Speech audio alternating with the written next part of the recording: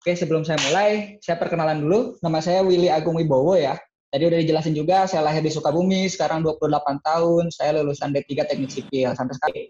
Lokasi kerja saya sekarang Tenggarong, Kalimantan Timur. Ini site saya ketiga ya. Jadi awalnya saya pernah di Rantau, Kalimantan Selatan, terus mutasi ke Binuang, Kalimantan Selatan, terus pindah lagi ke Kalimantan Timur ya, di Tenggarong seberang ini. Kita 1 jam dari Samarinda lah ya, 1 jam dari Samarinda. Oke, untuk kualifikasi profesi ya, alhamdulillah saya udah ahli K3 umum, dari BNSP Kemenaker, terus pengawas operasional Pratama POP dari SDM ya, terus ahli K3 konstruksi BNSP juga dari Kemenaker, terus saya udah jadi asesor K3 LH akreditasi BNSP juga, sama terakhir saya manajer ya.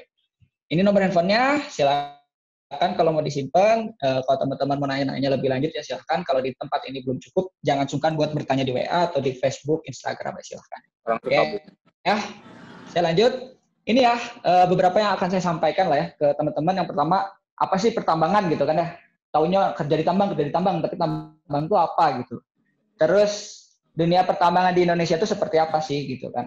Anak sipil bisa jadi apa sih di pertambangan? Terus selanjutnya masalah SHE ya, HSE atau SHE sama aja lah ya, itu tergantung culture-nya perusahaan nyebutnya apa dulu. Terus ada Safety Health Environment Division ya, dalam sebuah perusahaan pertambangan khususnya, nanti kita akan bahas masalah sipil juga sebagian ya, sama benefit seorang pekerja tambang. Biasanya kan teman-teman, aja sih gitu kan, nanti kita bahas di sekalian sharing session ya. Oke, sebelum mulai, ini ada quotes yang yang suka saya kutip lah ya, dari Abraham Lincoln ya, dia orang Sukabumi juga kalau nggak salah ya. Ini ada kutipan seperti ini, cara untuk meramalkan masa depan adalah dengan cara menciptakan masa depan itu sendiri ya. Jadi masa depan tuh nggak bisa dikira-kira, tapi kita yang bikin sendiri ya. Kita mau jadi apa ya terserah kita. Kita mau jadi apa ya gimana usaha kita gitu ya. Oke, sebelum kita masuk ke materi intinya, ini ada kutipan research dari DN Institute ini terakhir di 2019 tentang Indonesia Millennial Report ya. Teman-teman kan kalau gennya kalau setahu saya udah Gen Z ya, zoomer gitu kan ya. Nah, biar tahu nih teman-teman gimana sih orang-orang Indonesia zaman sekarang gitu ya, yang seumuran sama teman-teman. Yang pertama itu dalam mencari kerja nih ya. Dalam mencari kerja dari survei yang ada ya, 47,7% mencari pekerjaan lewat online ya. Jarang ada yang lagi ikut job vacancy langsung gitu ya. Itu via online semua. Dan paling tinggi 84,4% itu nyarinya dari salary ya atau gajinya gitu ya. Itu gapnya jauh banget ya dari salary sampai ke tipe pekerjaan yang dipilih. Jadi mayoritas nyari uang ya. Uang gitu kan. Ini secara risetnya ya teman-teman ya. Terus yang kedua, bekerja di pekerjaannya. Berapa lama sih dia loyal ke pekerjaannya ya? Kalau lihat dari surveinya, millennial have low loyalty level ya. Jadi milenial sekarang itu loyalty level ke perusahaan itu sangat rendah ya teman-teman ya. Ini dari studi yang ada ya. Selanjutnya apa sih yang bikin milenial itu diam di pekerjaannya? Ini ada freedom of creativity, jadi pengennya bebas ya. Teman-teman milenial pengennya bebas, terus flexible working time atau jam kerja yang pengennya bebas juga, sama tim yang support ya ke mereka gitu kan ya. Oke, lanjut. Ini juga masalah kenapa sih orang-orang milenial itu resign dari dunia pekerjaannya. Ini yang pertama pilihannya adalah facility dan self development. Ini juga yang jadi pertimbangan saya ya. Kalau dulu mungkin salary masih paling tinggi ya. Kenapa dia resign? Karena uangnya sedikit dan lain sebagainya. Cuman kalau sekarang fasilitas dan self development karena benefit di luar take home pay yang dicari saat ini ya. Jadi saya di perusahaan ini bisa jadi apa sih gitu kan? Self developmentnya seperti apa? Fasilitas yang didapat seperti apa? Masalah kesehatan dan sebagainya. Ini yang jadi pertimbangan buat teman-teman resign. Buat teman-teman Gen Z atau Zoomer yang milenial sekarang itu jadi pertimbangan buat resign. Nah, ini jadi pertimbangan buat teman-teman deh. Gimana ke depannya gitu ya. Terus saingannya orang-orangnya seperti apa sih. Nah, mungkin teman-teman bisa nyari positifnya dari data tadi buat jadi bersaingnya gitu ya. Untuk jadi persaingan untuk mencari kerja nanti ya. Oke, kita lanjut ke materinya ya. Ke materi intinya. Ini apa sih pertambangan? Nah, gitu ya. Apa sih pertambangan? Kalau menurut Undang-Undang Nomor 4 2009, pertambangan batubara adalah sebagian atau seluruh tahapan kegiatan dalam rangka pengelolaan pengusahaan mineral dan batubara ya. Oke, sebentar ya.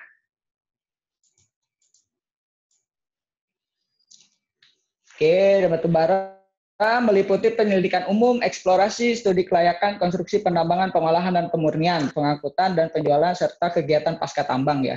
Jadi kita kalau udah nambang tuh nggak langsung ditinggalin lubang tambangnya ya. Jadi jangan anggap yang di berita-berita itu semuanya seperti itu ya, enggak ya. Kalau kita sesuai sama aturan perundangan, yang nggak akan kita tinggal sampai pohonnya atau jumlah hutannya kembali seperti semula lah gitu lah ya. Oke, karena tempat kerja saya itu sistemnya open pit mining ya, open pit coal mining, jadi saya akan bahas itu aja karena beberapa sistem pertambangan itu banyak ya, ada yang close pit ya, pit tertutup, ada yang kayak Freeport lah, Freeport mungkin pit tertutup ya, jadi dia bikin terowongan di dalam, kasarnya di dalam ya masuk di dalam lah, kalau kita angkat topsoilnya kita angkat buat ngambil batu baranya gitu lah ya. Jadi secara prosesnya kita awali dari land clearing ya teman-teman ya. Land clearing, terus setelah land clearing, pembersihan lahan, kita pisahkan topsoilnya ya. Topsoil itu lapisan paling atasnya dari lapisan tanah lah ya. Kita ambil topsoilnya untuk disimpan ya, disimpan di tempat yang lain untuk nantinya akan dilakukan reklamasi atau penanaman kembali ya. Jadi si tanahnya ini kita kumpulin buat nantinya reklamasi, ditanam pohon sengon, ditanam pohon macam-macam gitu ya. Setelah tanahnya diambil, kita biasanya melakukan drilling dan blasting. Ini fungsinya untuk apa? Ini kita bor, kasih bahan peledak, terus kita ledakan ya. Supaya apa? Supaya material overburden-nya atau material penutup batu baranya ini jadi gembur ya. Jadi mudah untuk kita angkat ya. Ada cara lain, ada di ripping pakai doser ya. Cuman pakai doser itu akan memakan waktu yang lama dan biaya yang lebih mahal ya. Makanya kita langsung blasting, kita ledakin, habis gembur, baru kita angkat OB-nya ya atau overburden. Overburden itu penutup lapisan batu bara. Kita remove, kita pindahin ke disposal ya. Ke disposal buat numpuk material overburden tadi atau lapisan penutup batu baranya.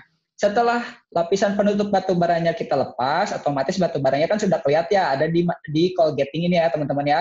Dari coal gating kita ambil batu baranya, kita angkut ke coal room. Coal room ini stokan batu bara lah ya, stokan batu bara in situ lah ya dari batuan aslinya.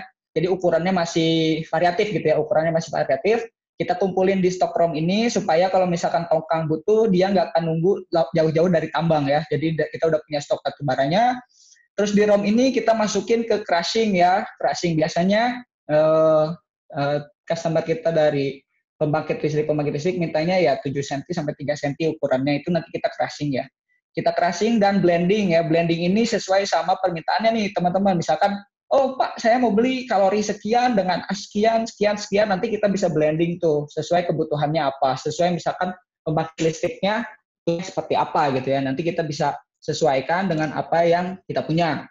Setelah di crushing dan blending, produk di stockpiling lagi, disiapkan lagi, terus di hauling lagi, diangkut lagi ke buffer stockpile. Buffer stockpile ini jadi gini, sistemnya kan kita pakai tongkang ya, pakai kapal ya. Jadi kalau misalkan kapalnya sudah nyender, itu kan dibayarnya per jam, per hari, dan lain sebagainya tongkangnya. Makanya kita isi buffernya buat nantinya ngisi ke tongkangnya dan dikirim ke customer kita. Itulah ya, secara garis besar masalah pertambangan. Nah, sekarang pertambangan di Indonesia ini seperti apa sih gitu ya? Update terbaru seperti apa sih pas zaman pandemi seperti ini gitu?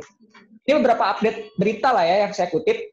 Kita bisa baca di sini, harga batu bara terus tertekan. Begini nasib Adaro dan Bukit Asam. Adaro dan Bukit Asam ini salah satu customer kita yang paling besar lah ya. Adaro ya Pak Sandiaga Uno di sana kan gitu-gitu ya. Terus Bukit Asam. Terus di sini ada harga batu bara tertekan lagi, kabar buruk untuk perusahaan batu bara di Indonesia. Industri pertambangan batu bara Indonesia mengaku masuk di sinyal merah. Ya. Jadi berat kondisinya sama kayak industri lain mungkin ya. Pandemi ini merusak semua sistem yang ada gitu ya. Di sini HBA ya, harga batu bara acuan dari bulan Juli turun terus ya, sampai sekarang melemah di angka 52,98 US dollar per ton.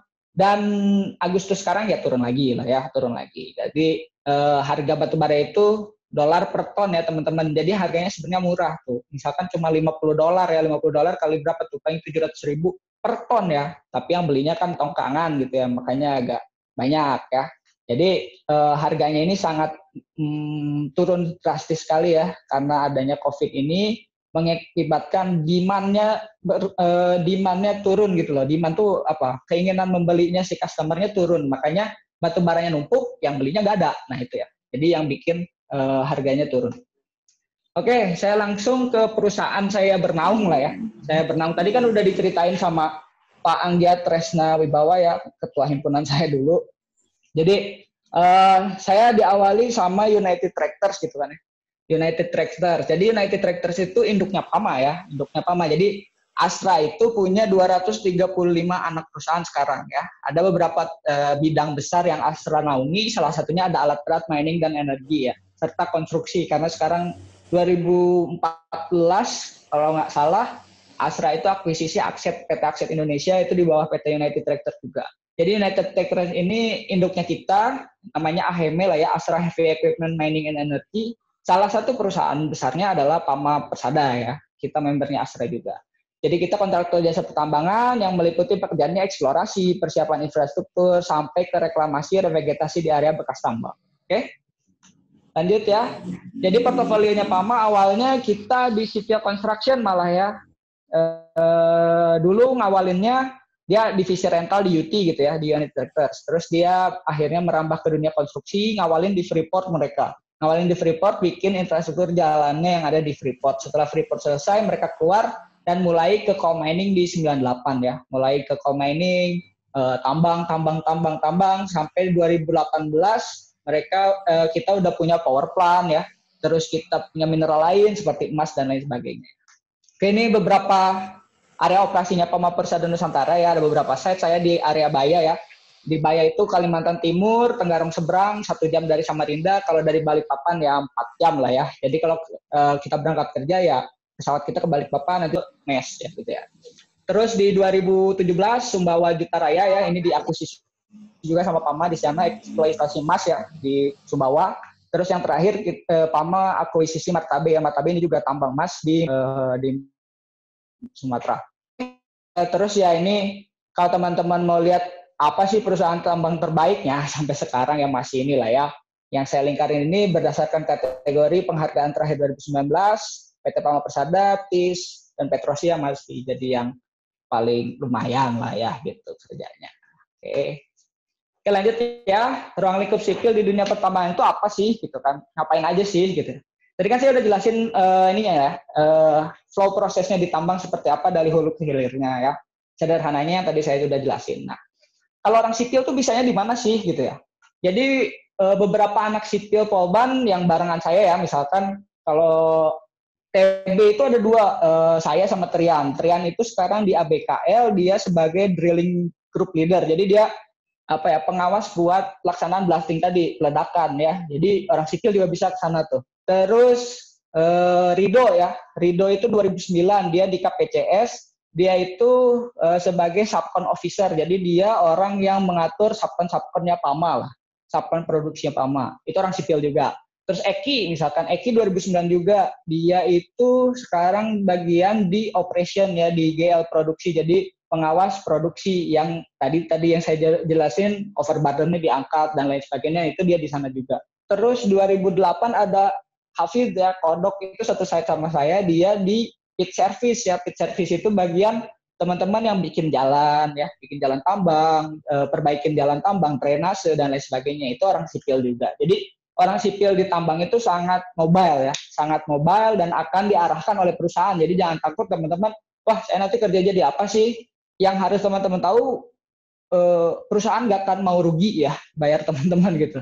Pasti teman-teman itu diarahkan dan dilatih untuk jadi posisi yang sesuai sama kompetensinya teman-teman. Itulah fungsinya psikotes kan. Kalau kita mau masuk misalkan Pertamina, psikotesnya nggak lulus, berarti nggak cocok kerja di Pertamina ya. Jadi itu berdasarkan studi ya teman-teman. Jadi kalau dipaksain pun teman-teman bakalan bingung sendiri nantinya ya, nggak akan cocok. Di sini ada divisi-divisi yang bisa teman-teman naungi di dunia sipilnya pertambangan lah. Yang pertama engineering ya. Di sini ada engineer-nya geotek, masalah landsliding, mekanika tanah dan lain sebagainya, teman-teman bisa mainkan di sini ya, sama main plan ya. Cuman ini biasanya D4 atau S1 ya teman-teman ya, buat di engineering division ini. Terus selanjutnya ada operation division, di sini ada GL produksi, ada GL pit service, drilling blasting, terus GL-nya hauling, ini biasanya D3 ada di sini juga.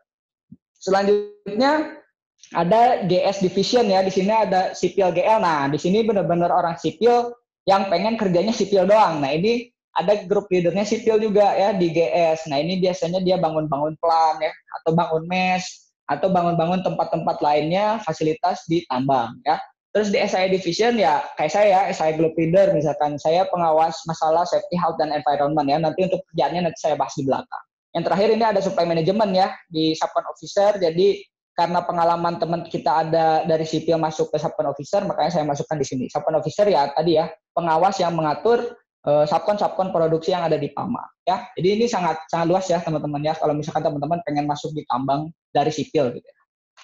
Oke lanjut. Nah ini SHE Division ya di mining contractor gitu ya. Jadi SHE itu sebenarnya culture ya, atau budaya lah, budaya yang kita bangun di perusahaan. Makanya tadi judulnya ada yang bilang HSE, Health, Safety, Environment. Berarti mereka culture-nya fokus ke health yang pertama gitu, yang kedua safety, yang ketiga environment gitu. Kalau PAMA nyebutnya SHE, safety dulu, baru health dan environment. Sebenarnya sama aja, cuma itu sesuai culture perusahaan lah. Jadi ini ada culture-nya perusahaannya PAMA, salah satunya adalah K3LH adalah cara hidup kita. Jadi mereka memang fokus di masalah K3LH gitu ya. Salah satu item yang mereka masukkan di core value-nya gitu. Kenapa sih K3LH atau SHE itu menjadi penting dalam sebuah perusahaan? Yang pertama itu kita harus tahu nih, aset terbesar perusahaan itu apa? Ya, yang paling penting itu adalah nyawa ya, atau manusia lah ya.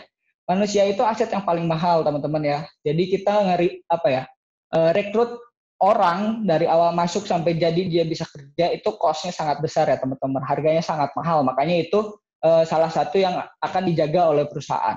Ini misalkan sumber dari ILO, satu pekerja meninggal setiap 15 detik ya, dan 160 pekerja terkena penyakit akibat kerja bersamaan ya. Kecelakaan kerja sangat banyak gitu ya. Zat material berbahaya juga sangat banyak. Di seluruh dunia juga sudah 340 juta kecelakaan setiap tahunnya dan lain sebagainya lah ya. Jadi ini hal-hal yang mungkin di Indonesia masih dianggap sederhana ya gitu loh. Kalau teman-teman nonton film luar negeri lah ya, nonton film luar negeri misalkan ada yang sakit jantung di jalan, itu bakalan rebutan yang bantuin gitu ya. Kalau di Indonesia kan ada yang sakit jantung, rebutan kabur duluannya gitu ya. Beda, karena di luar negeri setahu saya SMA pun mereka udah belajar masalah resusitasi jantung paru dan lain sebagainya ya. Kalau di kita SMA masih main warnet ya. Jadi beda lah ya. Makanya kita masih ketinggalan, cuman ya pemerintah sudah mulai fokus ke masalah ketiga. Nah ini definisinya, pengertiannya ya itulah pengertian sesuai buku, teman-teman bisa Google aja, suatu pemikiran upaya bla bla bla bla lah ya. Jadi ketiga kita itu udah diatur dari tahun 1970 ya, di Undang-Undang Nomor 1 1970 itu tentang keselamatan kerja itu udah ada di sana. Cuman sekarang banyak improvisasi yang disesuaikan sama kondisi zaman sekarang gitu ya. Tujuannya ya yang pertama perlindungan karyawan atau aset barang ya. Terus pemenuhan peraturan perundang-undangan. Jadi undang-undangannya itu banyak banget, undang-undang masalah K3, dan itu harus dipenuhi oleh perusahaan-perusahaan yang memang fokus di sana ya. Banyak perusahaan yang mereka ya fokus nggak fokus gitu ya, nggak fokus ya. Ya alhamdulillah perusahaan saya sangat fokus ya ke peraturan perundang-undangan. Terus ada pemenuhan legal compliance dan sebagainya pada stakeholder ya. Stakeholder itu ya pemegang saham dan lain sebagainya. Terus mencegah kerugian yang tidak terduga karena insiden itu nggak direncanain, jadinya budgetnya itu akan tidak terduga ya. Terakhir ya menjalankan proses pekerjaan dengan resiko minimal ya. Jadi gimana sih caranya kita kerja itu dengan resiko yang paling kecil. Nah ini kita naungi di K3 ya. Oke, ini ruang lingkup pekerjaannya SHE ya. Yang pertama legal compliant, ya kita pemenuhan undang-undang, kita akan kontrol dan monitoring undang-undang yang ada di perusahaan kita, udah diterapin atau belum, karena nanti kalau diaudit sama pemerintah itu sangat ribet ya teman-teman ya. Terus ada penerapan SMKP, jadi Indonesia itu punya SMK 3 ya, yang di sistem manajemen keselamatan kesehatan kerja. Itu SMK 3 itu udah dianut Indonesia udah lama lah ya. Jadi kalau di Amerika misalkan ada ASTO gitu ya, American Standard dan lain sebagainya, kita punya SMK 3 dan SNI ya buat standarnya. Nah, untuk ditambang sendiri di ESDM, kita punya SMK 3 khusus ya, namanya SMKP, jadi khusus pertambangan. Karena kita dinaungi langsung sama SDM. Kalau di perusahaan-perusahaan lain kan naungannya di Snaker ya, kalau kita itu langsung di Kementerian SDM-nya. Makanya kita punya SMKP. Nah ini yang nanti tiap tahunnya diaudit sama pemerintah ya. Terus selanjutnya pengelolaan organisasi, jadi kontrol dan monitor organisasi struktural dalam penerapan K3LH dari mulai top management sampai ke bottom-nya lah ya, bawahnya kita kontrol masalah pengelolaan organisasinya. Terus selanjutnya perencanaan dan training development. Nah, nanti kita di SHE ini kita susun nih, misalkan si Willy ini seorang SHE leader, jadi trainingnya butuh apa aja sih, gitu kan. Sertifikasinya butuh apa aja sih, nah nanti di list di kita, nanti kita adakan semuanya. Terus selanjutnya implementasi dan operasi, otomatis tadi kita sudah bilang masalah identifikasi bahayanya atau resiko minimalnya gitu ya. Baru kita implementasikan dan operasikan gitu ya, laksanakan di lapangan. Selanjutnya ya audit ya, evaluasi dan tindak lanjut, ini juga jadi pekerjaannya kita nanti sehari-hari. Ini beberapa gambar narsis saya lah ya. Ini saya belajar di himpunan ya teman-teman ya. Saya belajar di depan umum ya, kayak begitu, kayak di fotonya gitu kan. Terus saya belajar gimana sih caranya deketin orang-orang lokal ya. Saya orang Sunda, di sini banyaknya orang Kutai, misalkan orang Dayak, dan lain sebagainya. Itu gimana caranya saya bersosialisasi masuk ke mereka, ya saya belajarnya di himpunan ya teman-teman ya. Saya datang ke pekerjaan ini umur misalkan 23 tahun lah. Ya saya kan, mereka kan udah umurnya lebih tua dari saya gitu ya, pelajarannya beda juga. Nah gimana caranya masuk mereka gitu, karena secara jabatan juga kan mungkin berbeda-beda. Nah ini semuanya saya pelajari di himpunan dan akhirnya saya bisa masuk ke perusahaan ini. Lanjut ya, sederhana lah karakteristik civil engineer gitu kan di dunia pertambangan. Kalau kamu mau kerja di dunia tambang tuh harus gimana sih gitu kan orangnya. Ini menurut saya ya, ini versi saya, silahkan kalau punya versi masing-masing. Yang pertama tetap pengalaman organisasi ya teman-teman ya. Karena yang saya alami, interview yang saya alami gitu ya, baik dari UT terus saya mutasi ke PAMA, interviewnya tetap sama, nanyanya organisasi ya. Kamu dulu ikut organisasi gak? Jadi PAMA ini salah satu perusahaan yang senang banget sama Polban setahu saya. Banyak banget orang Polban di PAMA. Dan D3, karena D3 itu orang-orang yang kasarnya dibanding S1 lebih murah ya, tapi lebih struggle di pekerjaannya. Jadi jangan takut, di swasta itu kita lebih fair ya teman-teman, lebih fair. D3 bisa ngalahin S1 dari segi jabatan misalkan, kalau prestasinya bagus. D3 bisa jadi direksi, walaupun nggak belajar gitu ya. Jadi saya senangnya di swasta adalah fairness-nya lah ya, lebih adil dalam profesi. Saya nggak perlu S1 misalkan, kalau misalkan saya sih pengen gitu ya lanjutin kuliah, cuman kalau di karir nggak perlu pun nggak apa-apa sebenarnya gitu, karena di perusahaan masih mengakomodir itu gitu ya. Itu yang pertama, pengalaman organisasi. Itu saya lihat misalkan ngomong di depan orang umum itu ngomongnya sama apa dulu ya di kampus gitu kan belajarnya. Kalau nggak belajar di sana ya AEO juga gitu kan saya ngomong di depan gitu ya. Terus selanjutnya nomor 2-nya integritas dan loyalitas. Tadi teman-teman udah lihat research dari IDN yang pertama saya share kan ya, loyalitas gitu ya. Loyalitas itu harus dipunyai seorang miners ya. Ketika teman-teman diberangkatkan di sebuah job site, misalkan homesick ya, pengen pulang atau apa ya, itu nanti integritas dan loyalitasnya yang dipertaruhkan ya. Karena kita 2 bulan sekali baru pulang. Kita kerja rosternya 56 hari kerja ya.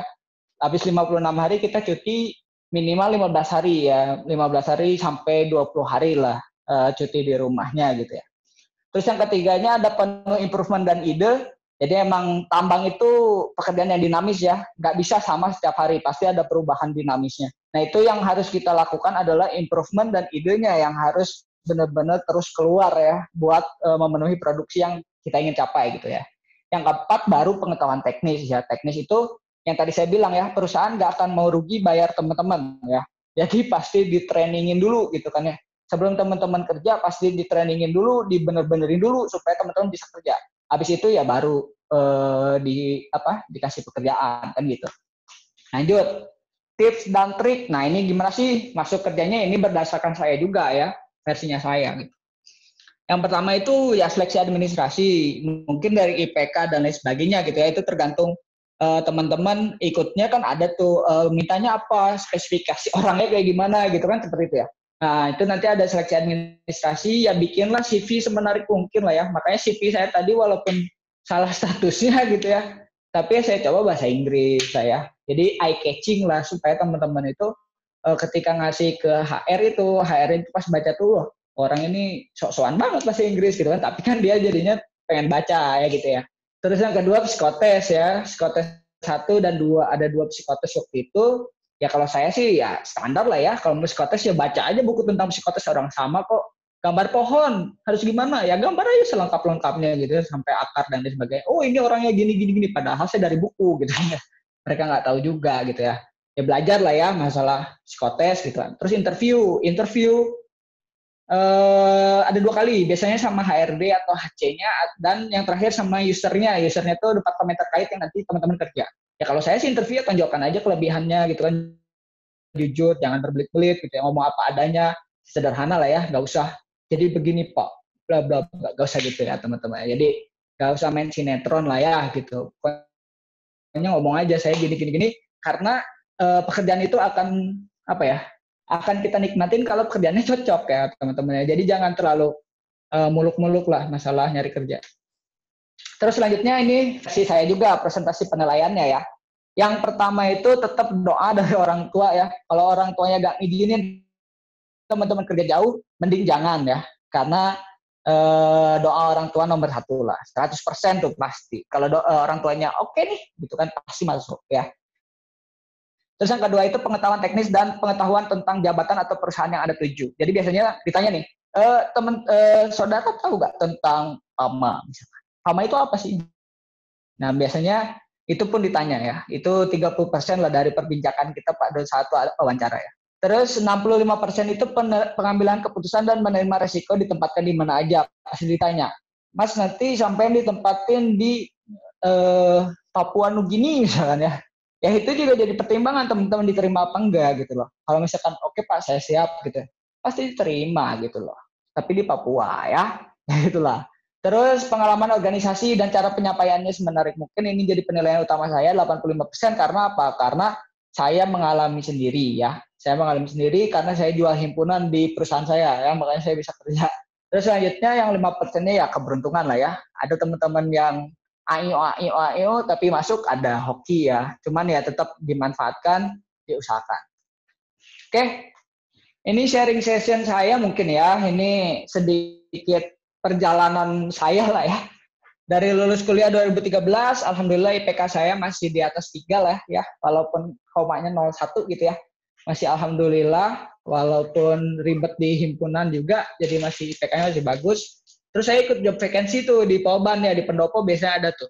Saya ikut sebelum lulus, awalnya saya nyari PAMA memang, karena saya mindsetnya dari dulu kayak tadi, salary ya, saya nyarinya uang. Biarin saya kerja di Planet Mars juga gak apa-apa, yang penting gajinya gede gitu, mumpung masih muda. Dulu saya seperti itu ya.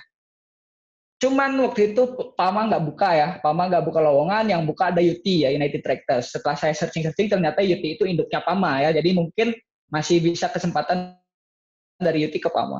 Terus sebelum saya wisuda, saya udah kerja di UT ya, kerja di UT 1 tahun.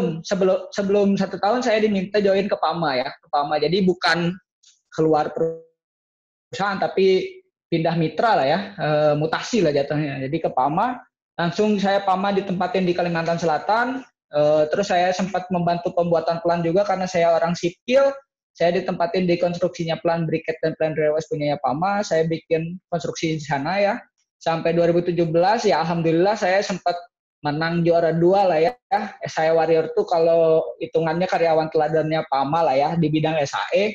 Juara 2 2017, makanya langsung saya diminta mutasi lagi ke tempat yang lain. Saya baru mutasi ke tempat ini sampai sekarang ya. Jadi kalau di swasta itu benar-benar fair ya teman-teman ya. Asalkan teman-teman berprestasi. Jangan diam-diam aja, jangan bekerja di belakang layar aja, tapi harus show up ya. Gimana caranya teman-teman terlihat sama stakeholdernya supaya teman-teman karirnya lebih cepat juga. Terus ini nih yang biasanya ditanyain gitu kan, plus minusnya jadi pekerja tambang apa sih gitu kan ya. Ini ada plus ada minusnya nih.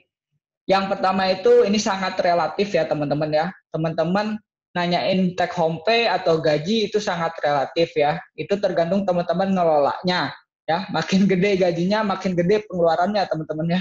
Jadi ini sangat relatif. Cuman ini nilai plus lah buat saya karena saya masih D3 dan di sini saya mendapatkan take home pay lumayan lah ya. Maksudnya dibanding yang lain gitu. Benefit ini maksudnya bukan take home pay ya teman-teman, kayak fasilitas fasilitas kesehatan buat istri dan anak seperti apa, asuransi bla bla bla gitu ya. Karena perusahaan saya alhamdulillah sangat memperhatikan itu ya. Terus plus yang lainnya adalah development. Kenapa saya bisa sertifikasi kayak tadi dari Badan Sertifikasi Nasional itu dari PAMA ya. semuanya dari PAMA, gratis gitu ya, developmentnya sampai saya punya sertifikat profesi gitu. Kalau sertifikat profesi misalkan mau dipakai di mana gitu ya, itu bisa ya. Sertifikat profesi itu buat profesi kita, bukan masalah studi ya atau pendidikan, beda ya. Terus yang terakhir, minusnya apa? Nah, kamu akan kehilangan momen-momen penting di kehidupan kamu ya. Jadi kamu kerja 56 hari di hutan antah berantah gitu ya. Pulang-pulang brewokan gitu ya. Terus teman-temannya udah beda nanti gitu kan. Jadi momen-momennya sangat banyak terlewatkan. Saya pun masuk PAMA, saya bisa ikut pelantikan siap, pelantikan itu ya bisa hitung jari ya teman-teman. Tapi saya sangat sangat apa ya, sangat menantikan itu ya. Jadi saya selalu datang biasanya gitu. Walaupun nyolong-nyolong waktu gitu di tambang ya. Jadi momen-momen yang punya pacar misalkan ya, yang LDR hati-hati gitu ya. Nanti pas kerja ditinggal jauh, kalah sama yang selalu ada kan biasanya. Oke, terakhir mungkin ini quotes yang saya suka juga lah ya. Ini quotes-nya dari Steve Jobs ya. Steve Jobs juga orang Sukabumi ini kalau nggak salah ya. Jadi ini ada kata ada kata gini, satu-satunya jalan untuk melakukan pekerjaan terbaik adalah dengan cara mencintai pekerjaannya gitu kan. Jika kamu belum menemukannya ya cari dulu gitu, jangan diam aja ya. Karena kamu akan mengetahuinya setelah kamu menemukannya gitu ya. Saya orang sipil nih, wah saya mau kerja tentang sipil ya silahkan gitu. Asal kamu mencintai pekerjaan kamu gitu. Tapi terus cari, jangan diam aja ya. Kalau udah dapet ya silahkan kamu cintai itu gitu. Bakalan ada manfaatnya kok ke depan. Itu yang bisa saya sampaikan ya teman-teman ya. Kita lanjutin ke sesi sharing lah ya. Kalau teman-teman ada yang mau nanya silakan. Karena saya juga udah mulai kering tenggorokannya. Oke, mantap. Minum dulu. Thank you banget Kang Willy ini. Luar biasa toh. Jadi Siap. apa yang tadi disampaikan itu sangat detail banget, keren banget. Jadi buat teman-teman yang tadinya masih mengetahui ruang lingkup sipil itu hanya sekedar di dunia konstruksi proyek ataupun di dunia konsultan, ternyata dengan materi yang tadi dipaparkan oleh Kang Willy semakin terbuka dan semakin menambah wawasan bahwa sipil ini sangat luas. Salah satunya di dunia pertambangan, oh ini ya dunia sipil tuh bisa masuk ke teknisnya, bisa masuk ke manajemennya, bisa masuk ke dunia yang emang sangat jauh selama ini kayak yang Kang Willy tadi geluti yaitu di bidang SHE. Dan balik lagi dengan apa yang tadi Kang Willy paparkan bahwa setiap pekerjaan itu disesuaikan dengan apa yang kalian minati dan kalian cintai. Karena pada dasarnya kalau hanya sekedar nyari uang doang, udah pasti ujung-ujungnya ngedumel ya Kang ya. Ya. Oh iya. Gaji doang pasti ngedumel nih kalau emang kita nggak mencintai ataupun nggak paham dari pekerjaan kita. Jadi ini keren banget, ini luar biasa Kang. Ini udah banyak juga pertanyaan yang masuk, Bro. Jadi siap-siap aja ya. Aduh. Jadi Bro Will ini emang dulu aktif banget teman-teman di himpunan. Jadi kalau ngomongin kaderisasi, ngomongin advokasi ya ini lah leader-leadernya nih, maksudnya sebagai kepala departemen Dalhim, makanya ketika luar udah biasa. ngurus orang di pertambangan gitu kan, berkomunikasi kayaknya udah bukan sesuatu yang sulit ya. Langsung di kader. Langsung di kader. Kita dulu bareng-bareng di himpunan. Oke Kang, kita masuk ke pertanyaan pertama nih. Ini pertanyaannya dari salah satu adik kita, TPJJ ini 2017. Kang, kalau saat ini, ini pertanyaan agak teknis, ini agak berat nih, Cika. Ini pengamat batu bara, oke. Kang, kalau untuk saat ini berarti produksi batu bara dikurangi atau tetap sama ya? Dan untuk mobilisasi alat berat yang digunakan itu melalui jalan biasa, atau bagaimana ya prosesnya secara fisik alat berat tambang itu besar? Wah, anak TPJJ bro. Jadi ini antara karakteristik jalan tambang sama jalan pada umumnya sama atau beda? Nah, ya. gimana tuh bro? Jadi gini ya teman-teman, yang pertama masalah batu bara lah ya. Produksinya tergantung customer ya, karena PAMA itu bukan yang jualannya teman-teman ya. PAMA itu cuman menghasilkan batu baranya, yang jualannya itu customer kita.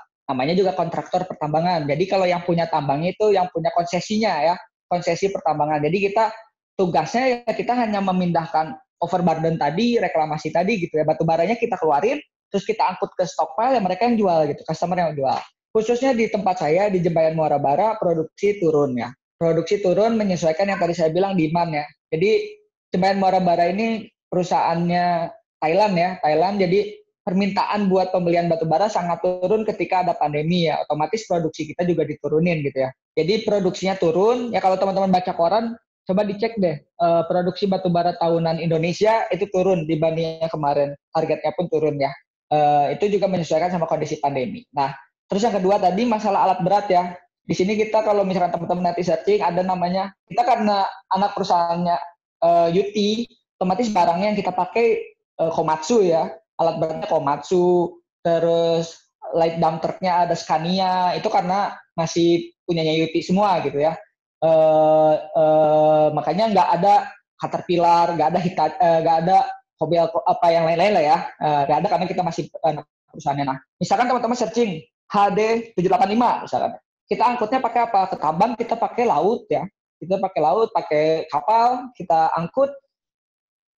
Terus ya kita nanti masukin ke jalan hauling langsung. Jalan hauling strukturnya seperti apa? Itu ada di standarnya PAMA lah ya. Kayak buat unit articulate. Grade-nya berapa sih? Oh, 12%. Buat unitnya yang wheel biasa, oh grade-nya 8%, elevasinya berapa itu udah diatur semuanya, disesuaikan sama unitnya ya. Kalau saya cerita satu-satu sangat panjang ya teman-teman. Tapi yang jelas, setiap unit yang masuk, struktural akan disesuaikan sama unit yang lewat ya. Jadi kita bikin jalan hauling, itu disesuaikan sama unit terbesar yang akan lewat di sana. Otomatis itu sangat aman lah ya, strukturalnya sangat aman. Contohnya gini deh, misalkan, oh jalan tambang, kita pakainya cuma bahan material overburden gitu ya. Bahan penutupnya aja. Tapi kalau jalan hauling, karena yang lewatnya misalkan DT-DT Hino, Scania, dan lain sebagainya, itu kita bikin pakai Korea atau batu split supaya lebih bagus. Jadi kayak gitu sih gambarannya ya. Buat unit-unit yang besar ya kita angkut pakai kapal ya, pakai kapal laut dari kalau misalnya Jakarta dari Tanjung Priok ke sini ke Balikpapan nanti ke port site-nya karena kita ada port site-nya dari port site nanti diturunin baru diberangkatkan. Gitu-gitu sih. Kalau di Jakarta, misalkan kita bawa unit ke Jakarta, mau disimpan di yardnya di Jakarta, di PAMA Jakarta, ya kita lewat laut dulu, nanti lewat jalan tol. Tapi malam ya, izinnya pun nggak gampang karena jalannya sudah kosong. Habisin jalan gitu ya teman-teman. Iya, habisin jalan. Jadi teman-teman kalau misalnya kalian ngelihat yang selama ini ada alat-alat berat di proyek itu, kalau memang ngelihatnya segitu udah gede, sebenarnya kalau udah di dunia tambang, ini alat-alat beratnya lebih gede. Ya. Bannya aja itu lebih gede dari manusia ya, Bro. Segede rumah lah. Segede rumah ya. Si dump truck aja bisa tingginya. Rumah, ya. Iya. Oke. Iya. Luar biasa. Nah, jadi buat teman-teman dari TPJJ, kalau misalnya melihat karakteristik ilmunya ya tentang jalannya adalah balik lagi, toh bukan hanya di dunia pertambangan ya bro ya. Maksudnya ketika di dunia sipil biasa pun biasanya anak-anak JJ ini mengacu dari aturan-aturan yang ada nih. Ataupun anak-anak civil engineering itu pasti udah ada patokannya ketika mendesain ataupun ketika pelaksanaannya pasti udah mengacu dari aturan yang berlaku gitu yang sesuai. Oke, ini ada pertanyaan lanjutan nih bro dari KG anak KG 2018. Pertama ini agak sensitif bro ya pertanyaannya. Sorry nih kalau agak sensitif nih. Nanya apa? Kan kenapa memutuskan untuk memilih bidang HSE? Itu yang pertama tuh. Jadi kenapa lebih memilih SHN ya? Iya, yang kedua, perkembangan gaji saat FG, saat fresh graduate sampai posisi sekarang gimana? Oh, ya, relatif ya. Oke, gini. Kenapa saya milih HSE ya? Tadi kan saya udah bilang karir pertama saya itu di UT ya. Jadi di UT itu orang sipil itu gabung ke SHE teman-teman ya. Jadi UT itu ruang lingkupnya kalau di Jakarta dia head pemegang sahamnya PAMA lah ya terbesar gitu. UT itu induknya PAMA. Cuman ketika di site mereka itu cuma punya workshop doang nih. Workshop doang jadi subkonnya PAMA. Jadi kebalik kalau di job site. Mereka jadi subkonnya PAMA. Nah, saya ketika masuk orang sipil itu termasuk GS, CSR, legal itu cuma satu orang yang ngurusin teman-teman. Ya, jadi saya tuh ngerangkap lah kerjaannya gitu. Mau fasilitas mes, mau bikin mes dan lain sebagainya itu satu orang gitu ya. Ketika saya ditawari ke PAMA, karena saya memang pengennya di PAMA, ditawarinya ke HSE teman-teman ya. Mau nggak ke PAMA tapi di HSE, di SAE gitu kan. Mau nggak gimana? Saya sih mikirnya apapun jabatannya, apapun kerjaannya, saya yang penting masuk PAMA dulu kalau dulu ya. Karena di PAMA itu ada sistem IJP ya teman-teman. Jadi kalau teman-teman pengen pindah departemen, bisa. Pindah jabatan, bisa. Ya, tinggal ngajuin aja, nanti di approve atasan, misalkan nanti teman-teman bisa pindah tuh. Oh, saya pengennya ke produksi. Oh, saya pengennya ini. Jadi sangat fleksibel ya teman-teman. Jadi saya masuk dulu ke PAMA, ya ke SAE. Cuman sampai sekarang, saya betah di SAE. Kenapa? Yang pertama, saya dituntut jadi role model teman-teman. SHE itu kasarnya harus minim sekali kesalahan lah ya. Jadi teman-teman di lapangan misalkan nanya, oh Pak, saya mau bikin ini nih, gimana sih yang aman, gimana sih yang benar, itu orang SAE harus tahu teman-teman ya, karena kita role modelnya. Jadi kasarnya kita itu kayak buku berjalan teman-teman, kayak konsultan lah, ya kayak konsultannya karyawan lain gitu loh. Pak, saya mau, Pak di sini ada landsliding nih, tapi saya mau nambang di bawahnya, itu harus seperti apa? Nanti kita sama-sama gali di sana gitu ya, bikin prosedurnya seperti apa supaya lebih aman. Jadi saya lebih senang di sana gitu loh, karena saya bisa lebih mobile dan nggak terpaku dalam satu pekerjaan. Jadi SAE itu melingkupi semua departemen ya. Jadi saya harus bisa di plan itu workshopnya lah ya, tempat perbaikan alat-alat beratnya. Saya harus bisa di operation, di miningnya gitu. Saya harus bisa di hauling batu baranya. Jadi banyak ilmu yang saya dapat sehingga saya enjoy di SAE. Gitu sih, Pak Kahim. Disesuaikan juga dengan karakter antum ya bro ya, maksudnya yang emang kalau tadi ya kalau ada senang dengar ngomong. sebagai role model, wah ini udah nih, ini antum banget ya, maksudnya orang yang kreatif bisa mengkomunikasikan dan bisa ngelit, emang kayaknya cocok bisa banget nih. Aja. Karena bukan bisa aja, karena kan SAE ini salah satu divisi yang paling penting di pertambangan nih bro, karena ya tadi ya, karena ini kan sensitif banget terhadap nyawa manusianya kan sangat tinggi. Ya betul. Terus gini, teman-teman yang saya mau sharing sedikit, dunia konstruksi pun sekarang udah ada aturan khusus yang harus punya manajer K3 setahu saya. Manajer K3? Betul. Jadi teman-teman itu yang orang sipil, kerja di kontraktor sipil, sekarang kalau mau tender mereka harus punya manajer K3. Jadi strukturnya langsung di bawah PM, langsung ada manajer K3-nya. Itu selalu saya aturan yang terbaru di Indonesia. Makanya memang Indonesia udah mulai fokus ke masalah keselamatan kerja gitu. Ini juga jadi peluang lah buat teman-teman gitu loh. Jadi yang D3 itu gelarnya profesi ya kan, profesi bisa nyari di profesi yang benar-benar tersertified gitu loh.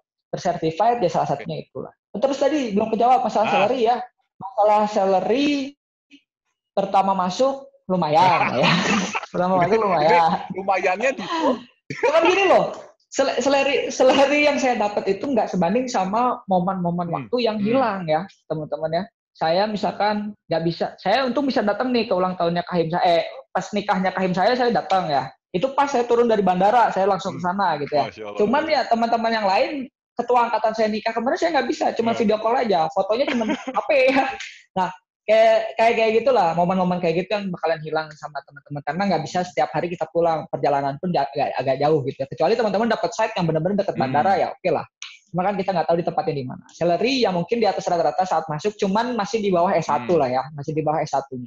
Terus ya inflasi, kalau di PAMA inflasi sangat mengikuti bergantung sama kenaikan golongan teman-teman. Jadi kalau gini lah, kalau di pegawai negeri kan ada eselon ada golongan apa.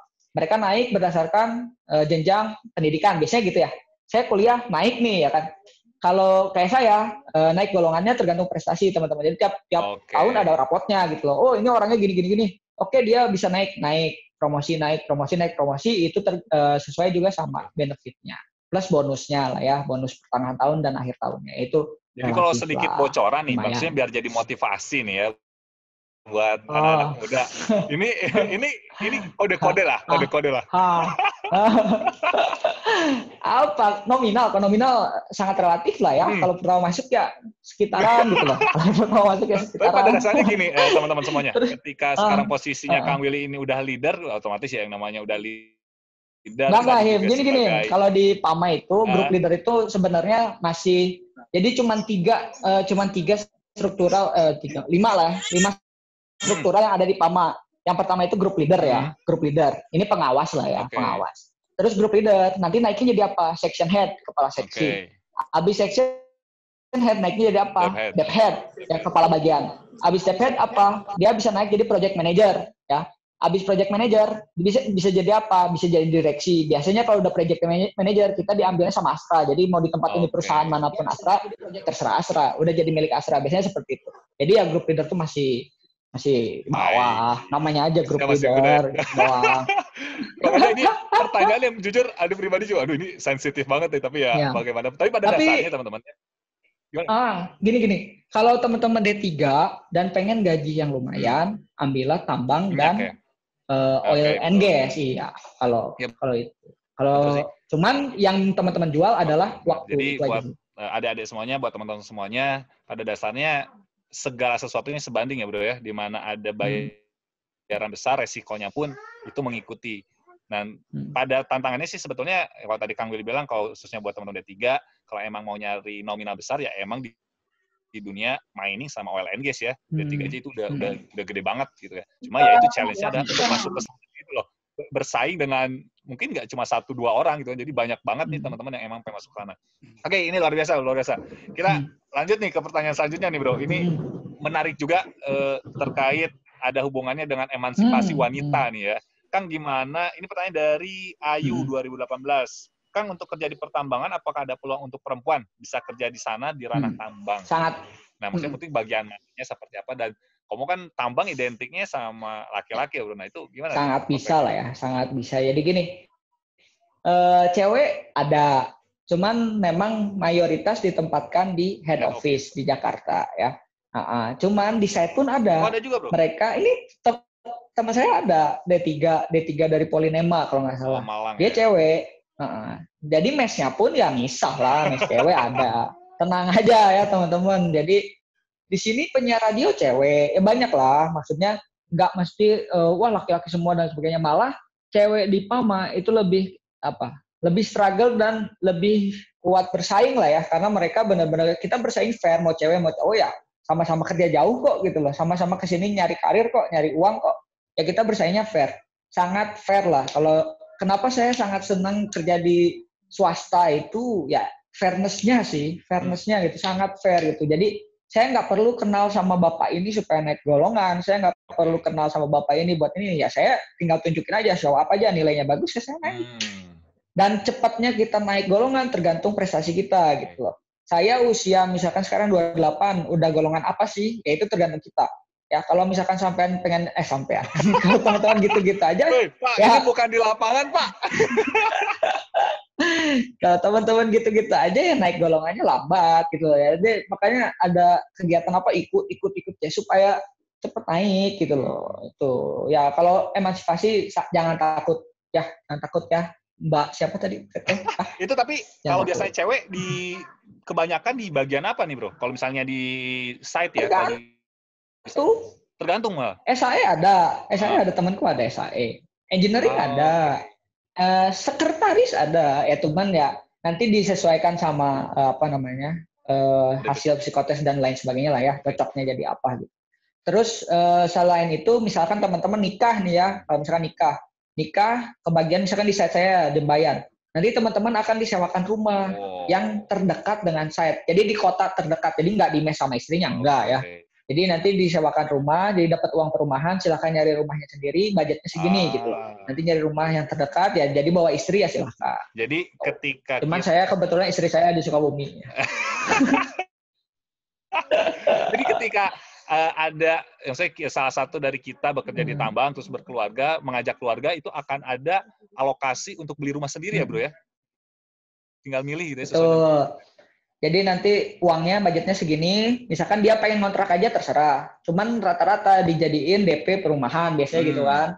Nanti dia tinggal bayar per bulannya. Nanti kan dapat lagi per tahunnya dari PAMA, bayarin lagi gitu-gitu biasanya. Sebanding dengan fasilitas. Oke, luar biasa. Jadi buat teman-teman yang khususnya yang tadi yang bertanya tentang emansipasi wanita, jangan khawatir. Yang penting sih kalau di dunia swasta emang lebih fair ya, nggak seperti mohon maaf bahasanya nggak seperti di dunia pemerintahan yang emang golongan jenjang ini sangat berpengaruh dan orang dalam ini terkadang menjadi salah satu kunci ya. Tapi swasta ini emang betul. Yeah. Oke, ini ada pertanyaan lagi. Nah, ini dari yang paling muda nih ya, dari tingkat 1. Ini dari Femia KSB 2019. Dari yang Akang sebutkan tadi, orang-orang yang ditempatkan di lapangan khususnya pertambangan itu sepertinya dominan laki-laki. Jadi sebenarnya peluang perempuan ini pertanyaan atau curhat gitu ya, Ndar. Peluang perempuan bekerja di lapangan khususnya pertambangan itu berapa persen? Apakah gender yang merupakan salah satu faktor pengaruh perusahaan? Ini pertanyaan mungkin hampir sama dengan yang tadi ya, Femi. Jadi wanita masih punya chance banget buat kerja di tambang. Tinggal pilihannya siap nggak ketika ditempatkan di mana aja, ketika divisinya apa. Ya sesuai dengan psikotes. Tapi kebanyakan mungkin lebih ditempatkan di head office ya di Jakarta ya. Kalau cewek ya? Ya, rata-rata di Jakarta. Cuman Tetap ada sih, tetap ada. Ada aja ya. Ada, yang di Balik lapangan lagi. ada, gitu. Barang Ya, saya ada. bukan sesuatu yang aneh. Nah, jadi Bukan prepare aja nih yang buat aneh. teman-teman yang cewek yang mau ke tambang, ya cewek sipil mah Iya. harus siap lah ya. Oke, kita pertanyaan selanjutnya nih. Dari Rizkia 2018. Jadi saya pernah nyoba interview pekerjaan gitu. Terus usernya itu bilang biasanya user itu pengennya orang yang udah siap dan berpengalaman. Soalnya nggak mau ngajarin lagi. Banyak user yang pengen instan gitu katanya. Kalau digituin gimana Kang? Lah, ya curhat. Nggak, jadi gini, apa yang ditanyakan perusahaan itu bergantung sama apa yang diinginkan sama perusahaan, ya kan? Kalau misalkan tadi siapa Femi ya, siapa tadi itu ikutan nanya ikutan interview ternyata seperti itu, berarti kebutuhan perusahaannya yang seperti itu, ya. Jadi nggak semua perusahaan akan nanya yang sama, ya. Jadi kebutuhan perusahaan disesuaikan sama kebutuhannya perusahaan, gitu loh. Saya mau ngerekrut orang yang seperti ini, kalau dia mintanya yang berpengalaman, ya ngapain kita maksain karena kita belum berpengalaman, ya, kecuali kita bisa meyakinkan mereka, ya. Jadi peluang kerja itu nggak cuma di satu tempat, ya. Jadi saya harap sih teman-teman lebih fleksibel, lebih buka mata kayak tadi loh. Saya mau kerja di tambang gini, tapi lihat harga batu bara gimana sih, kapan sih naiknya, bla bla bla, takutnya itu malah jadi blunder buat teman-teman, ya. Jadi jangan sampai teman-teman udah berenang gitu ya, udah berenang sampai tengah malah pengen balik lagi, itu buang-buang waktu teman-teman. Saya pun masuk QT, saya rasa itu buang-buang waktu saya 1 tahun.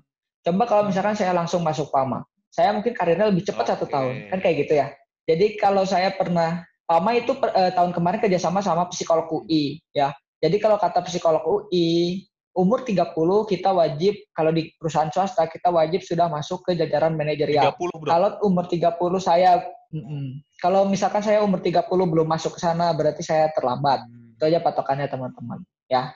Saya pun targetnya tahun depan udah masuk manajerial lah gitu. Itu kalau manajerial itu bedanya maksudnya di head office kah Enggak. atau emang di site tapi bagian manajerial? Manajerial tuh udah masuk ke Decision maker section gitu ya? head lah. Oh, section Sudah head. masuk ke kepala seksi yang punya bawahan langsung gitu. Oke, I see. Ya, I see. Jadi buat teman-teman berarti ya kalau di swasta ini setahun ini sangat menentukan ya, Bro ya. Tahun ini bisa menentukan karir kita ke depan dan ya tadi mungkin kerja teman-teman bukan hanya sekedar bekerja tapi sebuah kreativitas, inovasi ini sangat dibutuhkan ketika di dunia kerja ya, Bro ya. Biar bisa mempercepat karir kita ke depan. Oke, ini luar biasa keren-keren. Nah, ini ada lagi nih, Bro. Dari Devin. Kendala terbesar menjadi SHE di dunia pertambangan itu apa, Kang? Oke, kendala terbesarnya adalah culture ya, kalau di Indonesia. Kita masuk ke Kalimantan. Culture-nya yang pertama keras ya. Yang pertama keras. Yang kedua, mereka pasti mengutamakan culture-nya mereka sendiri ya. Jadi kalau kayak orang Cina ya pengennya bahasa Cina. Ya orang sini misalkan pengennya bahasa Dayak, pengennya bahasa Kalimantan, ya itu tergantung mereka. Itu tantangannya ya yang terbesar. Gimana caranya merubah mindset orang-orang yang sudah hidup 30 tahun, udah hidup 40 tahun, gimana caranya menyamakan persepsi, menyamakan konsep, sehingga masuk ke ranah yang kita pengen ya. Itu sih tantangannya. Jadi gimana caranya kita masuk ke dunia mereka, gimana caranya supaya mereka mendengarkan apa kita saat bicara, itu sangat menentukan sebagai seorang SHE. Kalau kita ngomong cuap-cuap nggak didengar, kita nggak dapat respect mereka, percuma kita jadi SHE. Makanya kita sangat yaitu gaya komunikasi, gaya masuk ke mereka itu yang sangat penting sih kalau di SHE. Ini kalau boleh tahu dari Kang Willy sendiri strateginya kayak gimana tuh, Kang? Agar bisa, ya maksudnya agar bisa nge-lead ataupun bisa masuk ke dunia mereka, maksudnya seperti apa nih strateginya Kang Willy? Kalau realnya lah ya, real yang dilaksanakan gitu ya, real yang dilaksanakan yang pertama, saya itu pasti ikut ke dunia merekanya dari yang tersederhana ya kalau saya ya. Misalkan mereka pagi-pagi ngopi, saya ikut ngopi ya. Saya ikut ngobrol, non formal ya, non formal. Kalau bisa saya misalkan Pak main kesini gini-gini ya saya ikut gitu loh. Ya gimana caranya non formalnya saya masuk dulu ya. Kalau sudah non formalnya masuk, ketika saya bertemu saat formal, saat bekerja, saat saya tegur, sangat nyaman ya, sangat nyaman. Jadi gimana caranya mereka itu dibuat nyaman? Karena gini, PAMA adalah perusahaan yang sangat fokus sama keselamatan kerja. Sampai jam tidur operator, jam tidur mekanik, semuanya itu diatur ya. Jadi misalkan jam tidur operator wajib 7 jam. Itu jam 10 nanti listrik di mesnya mereka udah mati. TV udah mati semua, tes udah nggak bisa dipakai. Jadi mereka wajib tidur. Ada sidaknya, bla bla bla bla gitu. Karena apa? Karena insiden fatigue, insiden ngantuk dan lain sebagainya itu sangat tinggi di perusahaan tambang. Karena misalkan saya operator high dump truck, saya bawa itu bolak-balik tiap hari itu bakalan bikin ngantuk banget gitu. Jadi gimana caranya itu menjaga itu? Nah, saya pun menerapkan itu ke teman-teman di sini. Ya itu kan ikut harus masuk ke dunia yang mereka dulu gitu. Jam berapa sih mereka tidur gitu loh? Gimana sih caranya mereka supaya bisa tidur di tepat waktu dan lain sebagainya? Itu sangat fleksibel lah, sangat banyak gitu loh yang ya realnya kayak gitu sih. Saya orangnya seneng ngobrol ya, okay. seneng ngobrol, seneng main, ya itu yang saya manfaatin. Berarti kalau menurut Kang Willy, seberapa penting ilmu komunikasi dalam dunia kerja, Kang? Oh, sangat penting lah, sangat penting. Penting Gini, ya? kamu saya misalkan jadi anak bodoh ya, tapi saya bisa jadi orang yang menutupi kebodohan saya kan gitu. Ya, saya pinter, tapi saya nggak bisa nunjukin saya pinter. Itu pentingnya komunikasi. Okay. Ya, ketika komunikasinya bagus, kalian bodoh, kalian bisa jadi pinter. Tapi ketika komunikasi jelek, tapi sampai pinter, kalian pinter, orang-orang nggak tahu kalian pinter.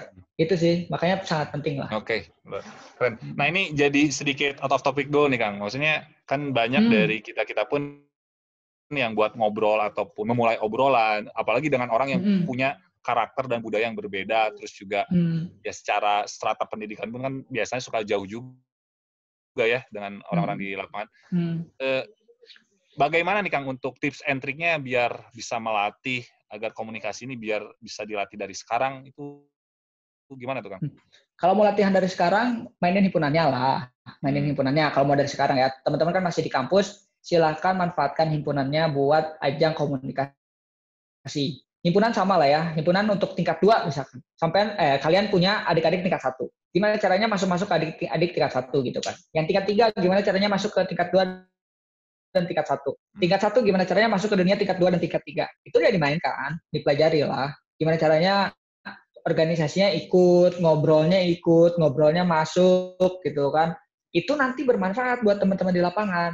Gimana caranya misalkan ada orang Jawa, ya saya juga iso-iso siti bahasa Jawa gitu kan ya. Ya itu belajar di lapangan aja.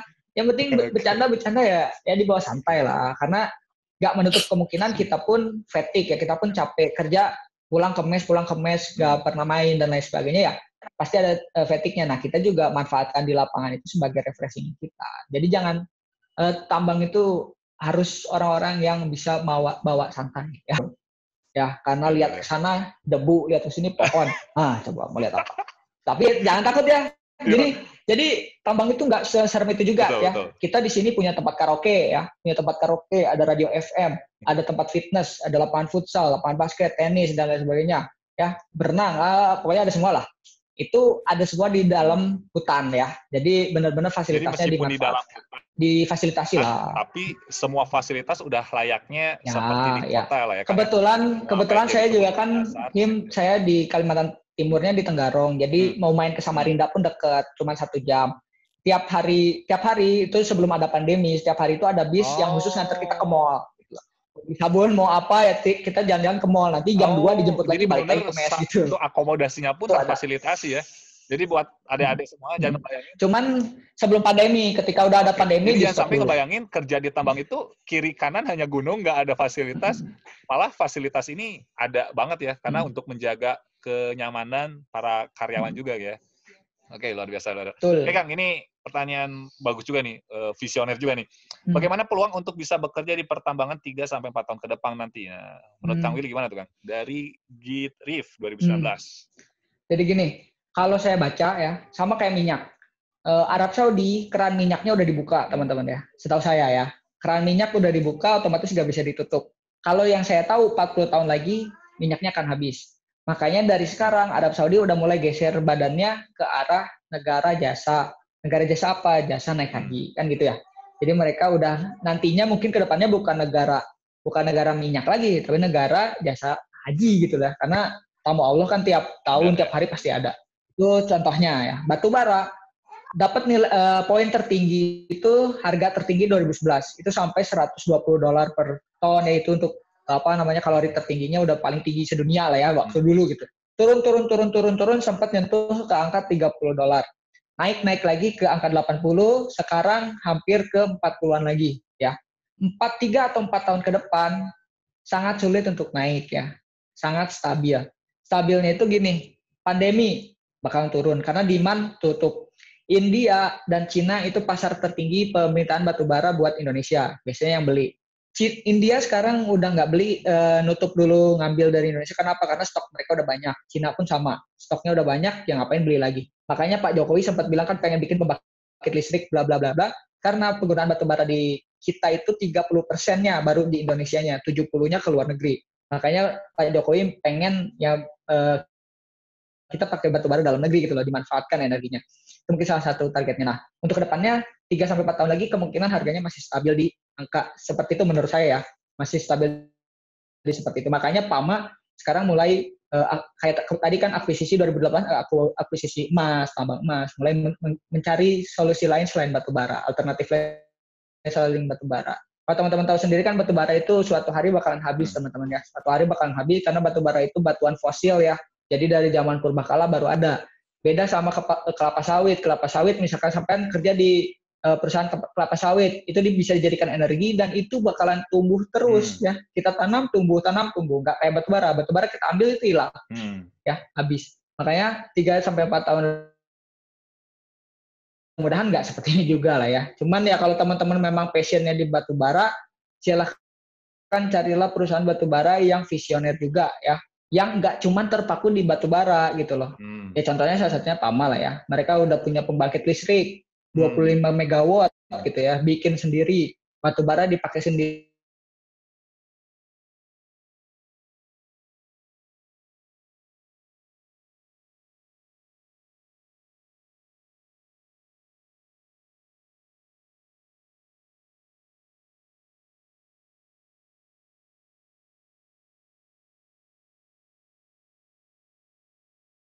Seperti apa gitu loh. Oke, luar biasa. Itu sangat memberikan sebuah pandangan yang luas dan panjang buat adik-adik, khususnya yang emang ingin mempersiapkan karirnya setelah lulus dari Polban, mau masuk ke mining. Tadi udah dipaparkan sama Kang Willy.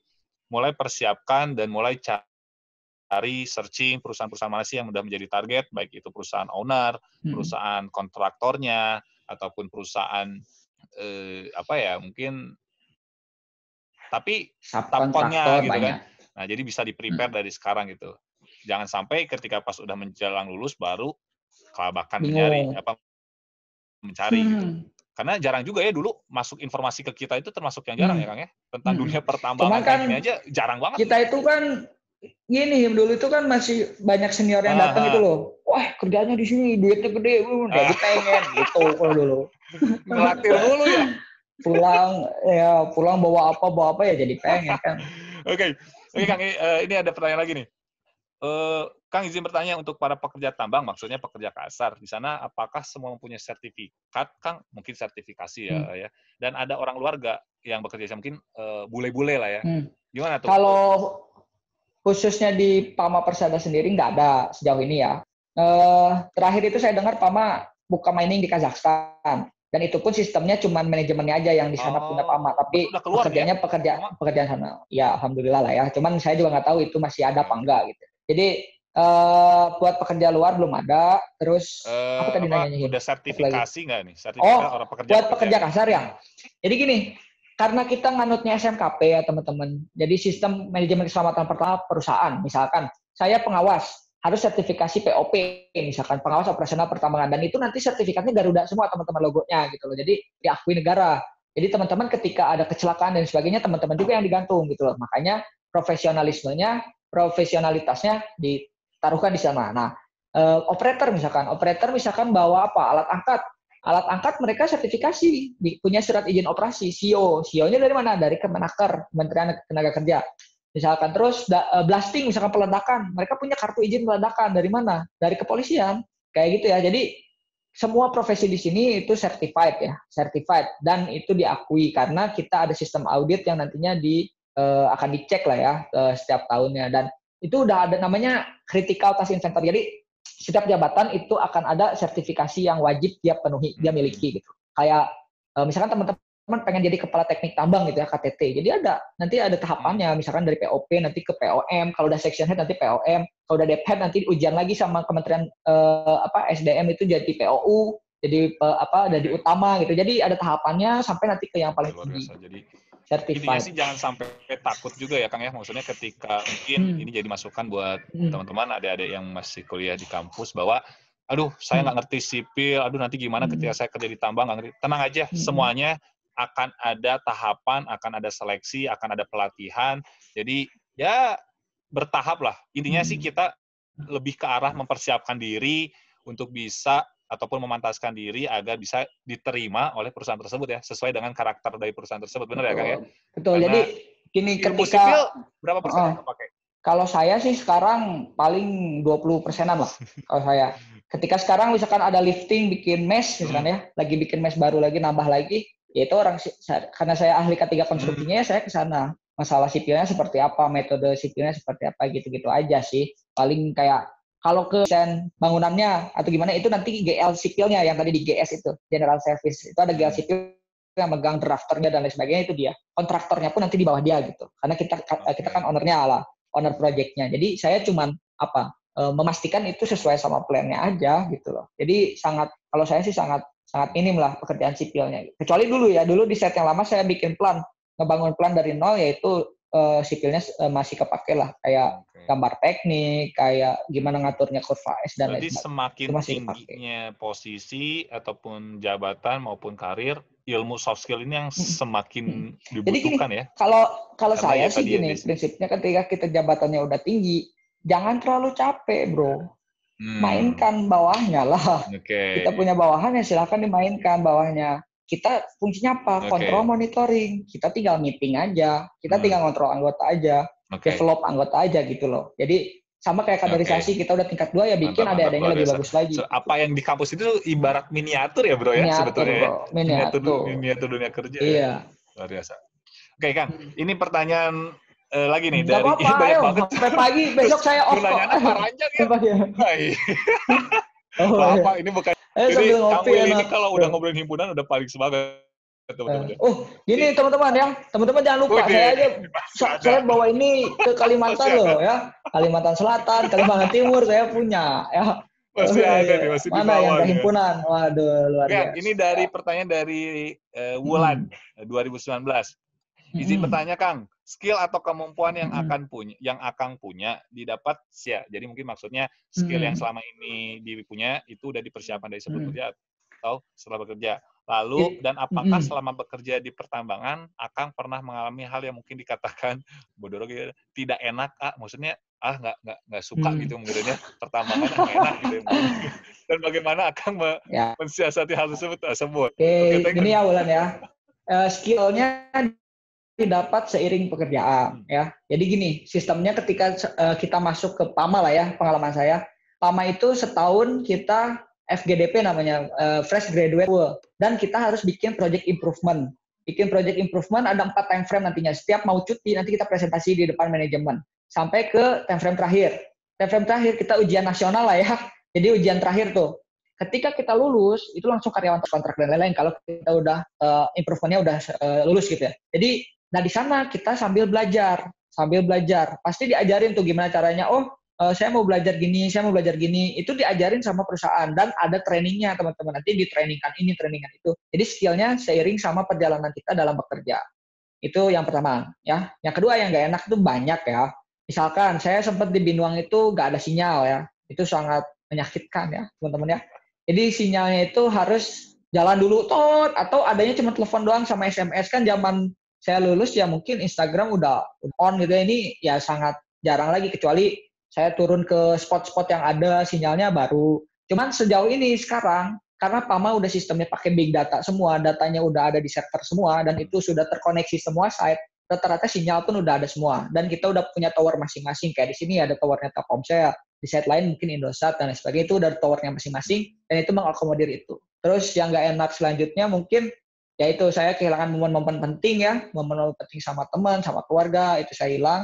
Terus mungkin makanya yang LDR ya itu silakan nanti kasusnya seperti apa, mungkin yang punya pacar sekarang nanti kerja jauh ya silakan bikin komitmen dulu ya. Kalau nggak bikin komitmen nanti bablas ya. Itu terus banyak lah ya, banyak pengalaman-pengalamannya. Cuman di balik pengalaman itu semua ya banyak sisi positifnya, gitu. Banyak sisi positifnya. Jadi kalau misalkan kita mikirin jeleknya terus nggak akan ada habisnya teman-teman. Jadi ya kayak tadi sih, cintai aja sih kondisinya, nikmatin kondisinya, ya bawa enjoy ya alhamdulillah ya on the track lah, masih sesuai sama apa yang saya inginin gitu.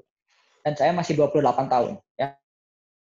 Oke, Jadi luar masih biasa, Kang. panjang. Oke, Kang, ini pertanyaan yang bagus juga nih. Maksudnya karakter anak-anak lulusan Polban itu emang benar-benar teruji di mata industri, Kang. Kenapa tuh, Kang? Ya, ya. Jadi Polban itu sebenarnya sih saya nggak bilang Polban doang ya, tapi orang-orang politeknik. Kenapa disukain sama industri? Yang pertama D3 ya. D3 itu secara rate gaji di bawah S1, lebih murah ya teman-teman. Itu yang pertama. Yang kedua, D3 orang organisasi biasanya dan sangat mudah dikelola ya. Sangat mudah dikelola. Sorry ya, saya mau membandingkan sedikit sama S1 misalkan. Rata-rata S1 lebih idealis ya. Oh, saya lulusan ini, saya harus gini karena saya S1 bla bla bla. Maksudnya lebih idealis lah dibanding sama misalkan D4. D4 pun sangat berbeda loh sama S1 kalau menurut saya ya. Karena profesionalismenya agak berbeda lah. Kasarnya mereka di belakang meja, kita di belakang unit lah ya.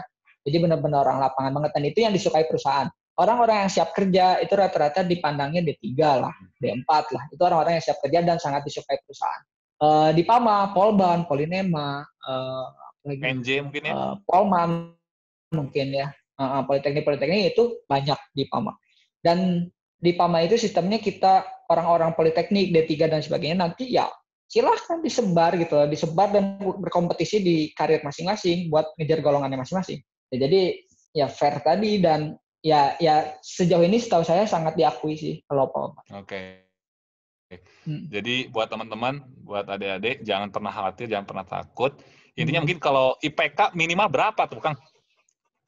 Kalau PAMA setahu saya 2,75. So, jadi nggak perlu berpikir aneh-aneh, jadi ngejar harus kumlot. Mau kumlot boleh, silakan, nggak salah. Tapi jangan sampai mindset-nya hanya sekedar nyari kumlot doang, tapi mempresentasikan si kumlot ini nggak bisa gitu, masih nggak ada cerita. Nah, ini yang jadi blunder. Bener ya, bro ya?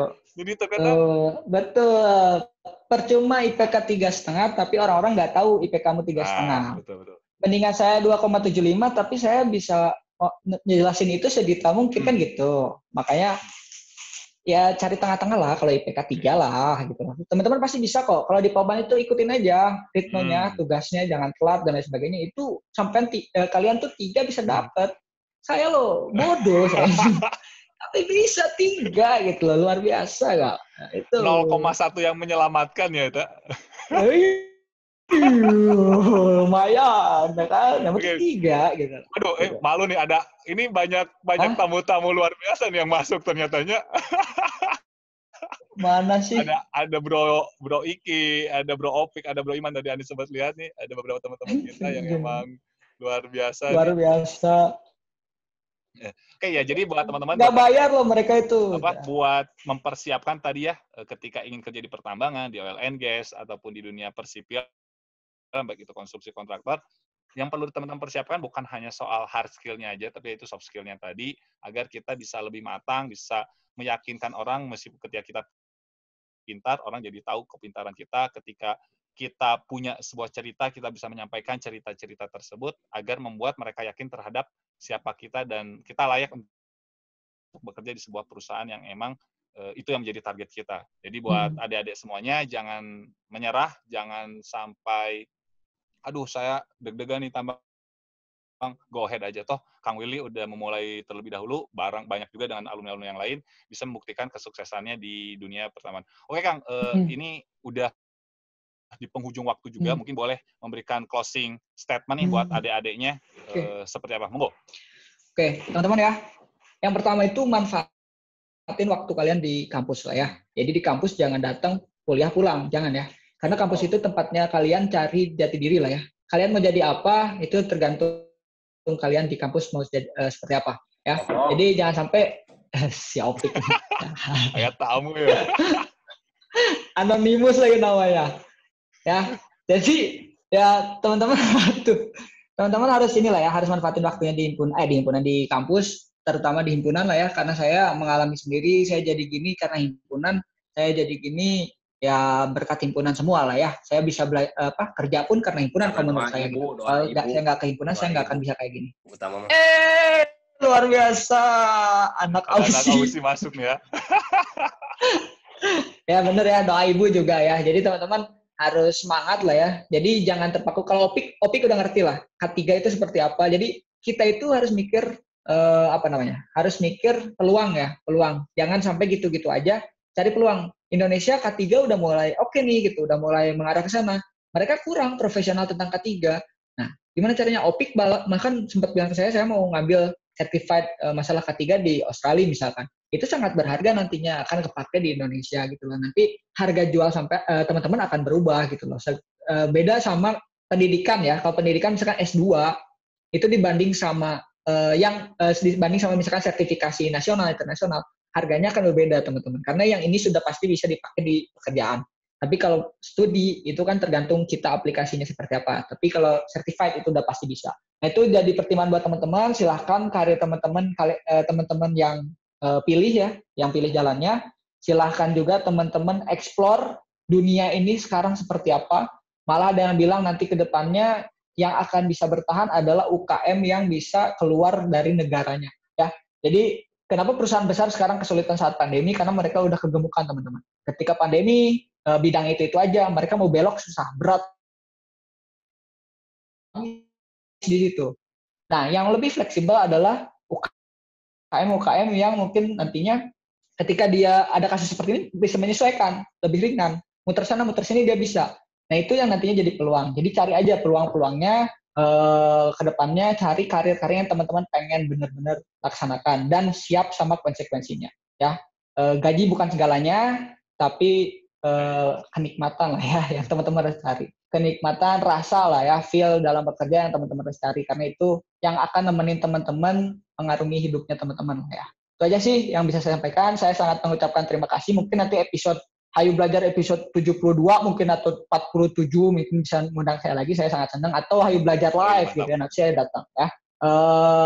Saya senang lah ya teman-teman ya. Mudah-mudahan partisipannya bisa benar-benar 100 gitu ya. Ini cuma 60 ditambah Opik 59. Jadi ya nanti mudah-mudahan bisa benar-benar banyak dan bisa ngambil manfaatnya aja sih. Karena ini jarang-jarang kita ada momen seperti ini. Itu aja sih, terima kasih juga atas undangannya. Pak Willy udah mau sharing dengan teman-teman dan adik-adik dari Mas Polban. Tadi dari maksimal itu yang masuk itu 81 peserta, Pak. Ya biasalah, biasanya online tuh godaannya sok kita, entah kuota, entah sinyal, entah disuruh mama ke warung dan lain-lain tuh kan. Ya. Dari Vol 1, Vol 2 juga sama, Bro. Yang daftar 100, yang masuk 80. Ya 26 bayangan itu.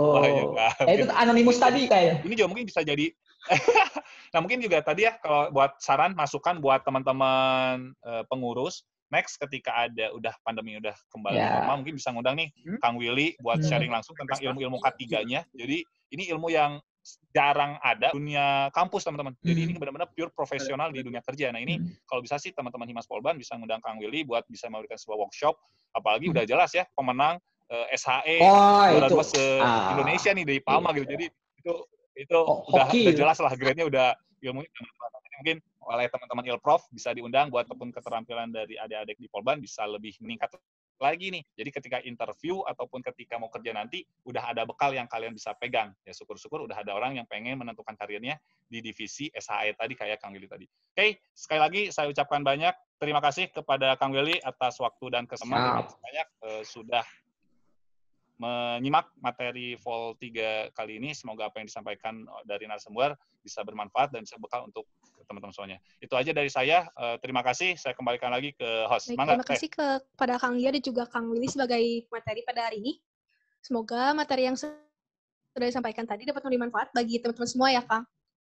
Lalu selanjutnya saya juga akan menyampaikan nih beberapa poin-poin penting selama penyampaian materi ini. Yang pertama itu ada satu-satunya ini ada quotes dari Hayu Belajar sesi 3 ya. Salah satunya cara untuk melakukan pekerjaan terbaik adalah dengan cara mencintai pekerjaan itu sendiri. Yang kedua, cara untuk meramalkan masa depan adalah dengan menciptakan masa depan itu sendiri. Lalu ada juga ini, IPK itu penting, tapi pengalaman juga lebih penting seperti itu.